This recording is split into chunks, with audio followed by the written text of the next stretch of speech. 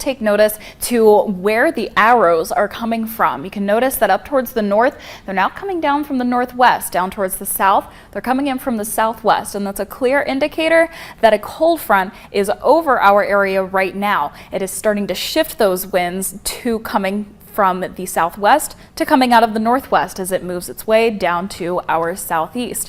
We can also tell where that cold front is based on the line of precipitation we see on the satellite and radar. It has moved past some of our farther northwestern counties, so those areas, Monongalia, Marion, much of Doddridge and Ritchie counties, are done with the precipitation for today. We're going to continue to see that rain moving through the rest of our area over the next couple of hours, and will be continuing to dissipate. However, we're not going to be fully done with the precip just yet. Even though this cold front is going to be pivoting down to our southeast, we've still got more rain on the back end of that is riding up towards the north. So we are going to see some more rain tomorrow morning, and with the cooler temperatures behind that cold front, it's going to be more wintry precipitation for some of our higher elevations. And staying in air-conditioned rooms if possible. If you do need to be outdoors, be sure again that you're staying very hydrated, you're taking breaks in the shade, and also for those of you who own dogs, make sure that that asphalt temperature is not too hot for the bottom of your dog's paws. You can check it with the back of your hand. If you can't leave it there for a few seconds, it's probably too hot for your dog, so try to walk them on lighter pavement or on grass to help protect their paws in heat like this. We also are not looking at a lot of precipitation, which doesn't bode well for the drought conditions that we have just gotten out of. This was updated on Thursday, and this is the best that it has looked in our area for about the past 2 months or so. Only a little bit of us now in that abnormally dry category,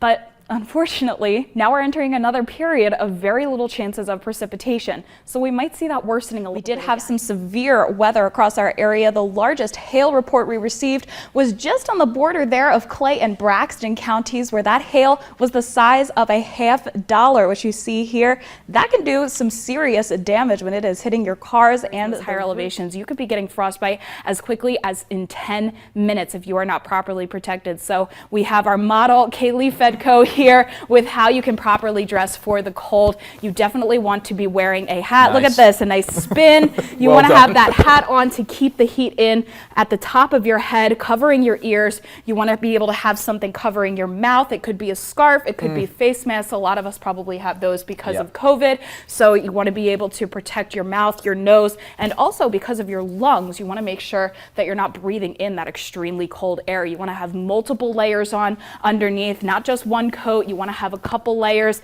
maybe 1 to 2 layers. Our low temperatures for tomorrow morning are pretty much going to all be in the low 30s and even lower in those higher elevations, likely dipping below freezing there. So this is really going to help to sustain that snowfall and transitioning that rain into snow. At 4.05, we just saw the flooding that took place there. Morgantown also very high. We got a video from a viewer in Parsons earlier, and you can see that here. That flooding was into the roadways and into their backyards. Over the course of 3 days, Parsons saw 3.09 inches of rainfall accumulation. Mannington was another area that we got a viewer submitted photo. This was Mowens Run Road in Mannington. This was 2.67 inches of rainfall accumulation over a 72-hour period. It's also worth noting the average amount of rainfall that Elkins expects to see for the entire month of April is 4.10 inches. That is only 0.05 of an inch away in a span of the first 3 days of the month.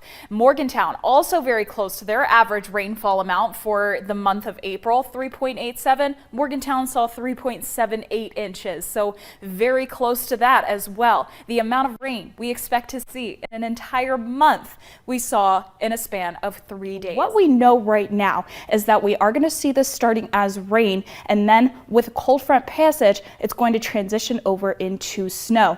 With that cold front passage, we're also going to be seeing those temperatures dropping significantly over the course of Friday, and those temperatures are going to stay very cold as we go throughout the weekend, so that's going to be affecting your Christmas Eve and your Christmas Day. And wind gusts are also going to be getting very, very strong, 40+ miles per hour for Friday and Saturday especially. That's going to be causing some dangerously low wind chills when we combine that with the temperatures that we're already going to be seeing. What we still have yet to determine is the exact exact timing of the beginning and end of the system, as well as when that precip transition will happen. It's likely going to be somewhere Friday morning. We're still looking at the intensity and the consistency of the potential rain and snow, which is going to affect the potential totals of that system. Now, when